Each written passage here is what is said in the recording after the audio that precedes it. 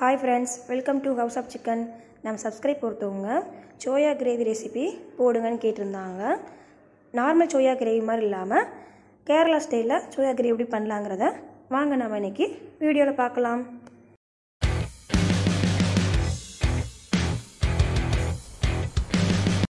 Soya gravy செய்கிறதுக்கு நான் இன்னைக்கு 200 கிராம் சோயா எடுத்திருக்கேன்.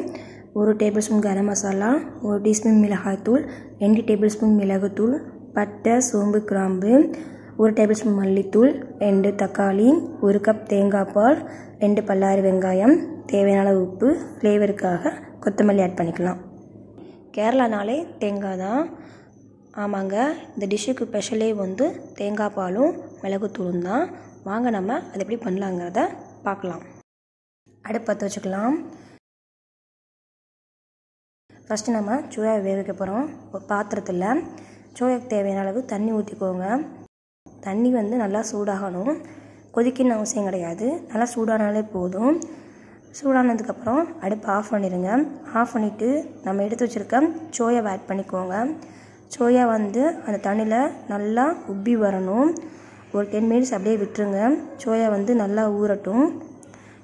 10 மினிட்ஸ்க்கு அப்புறமா நம்ம இதில் உள்ள தண்ணியை நல்லா வடிகட்டிக்கோங்க. நல்லா வடிகட்டினதுக்கப்புறமா சோயாவில் வந்து நமக்கு தண்ணி வந்து உள்ளே இருக்கும். அதை நம்ம நல்லா புழிஞ்சி எடுத்துக்கலாம். புளியாமல் நீங்கள் அப்படியே போட்டிங்கன்னா கிரேவி வந்து டேஸ்ட்டாக இருக்காது. அதனால் சோயாவில் தண்ணியை நல்லா புழிஞ்சி எடுத்துக்கோங்க. நான் சோயாவை 2ஆக கட் பண்ணி எடுத்துக்கிறேன். நீங்கள் கட் பண்ணாட்டினாலும் பரவாயில்ல, இல்லை குட்டி குட்டியாக கட் பண்ணாலும் கட் பண்ணிக்கலாம். உங்களுக்கு எப்படி பிடிக்குமோ அந்த ஷேப்பில் நீங்கள் கட் பண்ணி எடுத்து வச்சுக்கோங்க.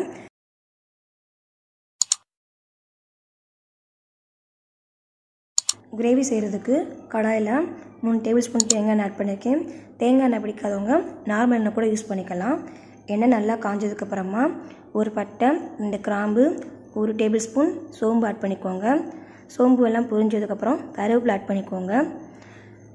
கட் பண்ணி வச்சுருக்க பல்லாரி வெங்காயத்தை ஆட் பண்ணிக்கலாம். வெங்காயம் வந்து பொன்னிறமாக வதங்கணும்னு அவசியம் கிடையாது, சும்மா கண்ணாடி பதம் வர அளவுக்கு வதங்கினா போதும்.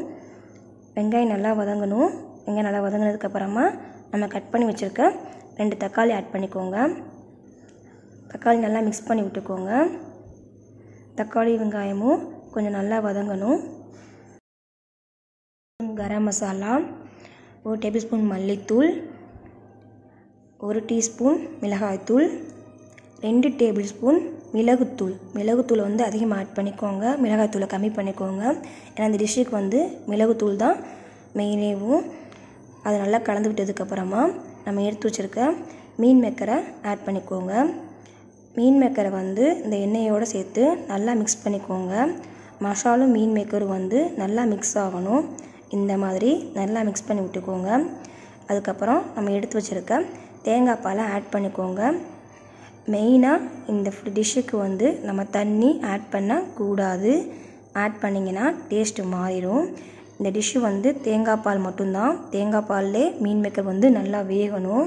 அப்போ தான் டேஸ்ட் வந்து செமையாக இருக்கும். மீன் மேக்கர் தேவையான அளவு உப்பு ஆட் பண்ணிக்கோங்க. நல்லா கலந்து விட்டுட்டு நாம் இப்போ இதை மூடி போட்டு ஒரு 10 மினிட்ஸ் வந்து வேக வைக்க போகிறோம்.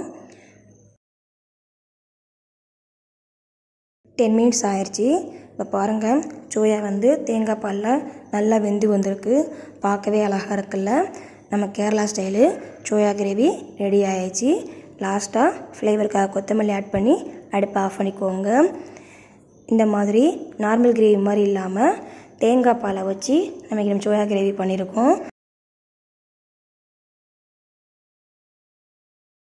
இந்த கேரளா ஸ்டைல் சோயா கிரேவி வந்து சப்பாத்தி, தோசை, சாதம்னு சொல்லிட்டு எல்லாத்துக்குமே காம்பினேஷன் செம்மையாக இருக்கும்.